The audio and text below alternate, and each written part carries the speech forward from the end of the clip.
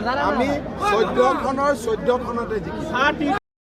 ঠিকেই শুনিছে, 14খন আসনত 14খনে জিকি আছোঁ। হেল্ল' নমস্কাৰ, এম খবৰ চেনেললৈ মই এটা নতুন ভিডিঅ' লৈ আহিছোঁ। ভিডিঅ'টো হৈছে আজি সাংবাদিকৰ প্ৰশ্ন উত্তৰত আমাৰ হিমন্ত বিশ্ব শৰ্মাই ডাঙৰীয়াই কথা এষাৰ ক'লে যে আমি 14খনৰ আসনত 14খনে জিকি আছোঁ।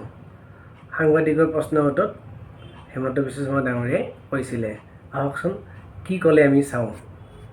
ৰাইজৰ উৎসাহ উদ্দীপনা, মোৰ দৃঢ় বিশ্বাস এইবাৰ ধুবুৰীত তীব্ৰ প্ৰতিদ্বন্দ্বিতা হ'ব আৰু এজিপি দলৰ প্ৰাৰ্থী ৰকিবুল আৰু আজমল দুইজনৰে প্ৰধানমন্ত্ৰী ৰাহুল গান্ধী, ৰকিবুলৰো প্ৰধানমন্ত্ৰী ৰাহুল গান্ধী, আজমলৰো প্ৰধানমন্ত্ৰী ৰাহুল গান্ধী।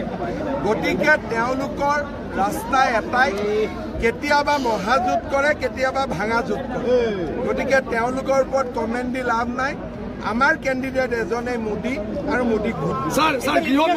গৃহমন্ত্ৰী অমিত শ্বাহে কৈছিলে যে অসমত কমেও 12খন আসন পাব আৰু আপোনালোকে কৈছিলে নিৰ্বাচনৰ আগত 13খন পাব। আৰু লগতে ছাৰ দ্বিতীয় পৰ্যায়ত কৰিমগঞ্জ নে নগাঁও প্ৰত্যাহ্বান হিচাপে বিজেপি দিয়ক। আমি যি আসন ইলেকশ্যন হৈছে আমি আসনবিলাকত কোনো টেনশ্যন নাই। বিজেপিৰ ৱেব চাৰিওফালে মিটিঙত ইমান মানুহ, ইমান উৎসাহ উদ্দীপনা গৰমৰ মাজত মই কেতিয়াও দেখা নাই। আমি 14খনৰ 14খনতে জিকিছোঁ। মই দেখি আছো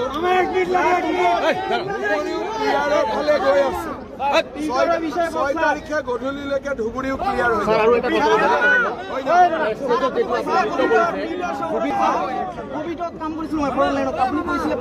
হ'ব, টেনশ্যন নাই, চব চিন্তা কৰিব নালাগে, প্ৰধানমন্ত্ৰী পাম।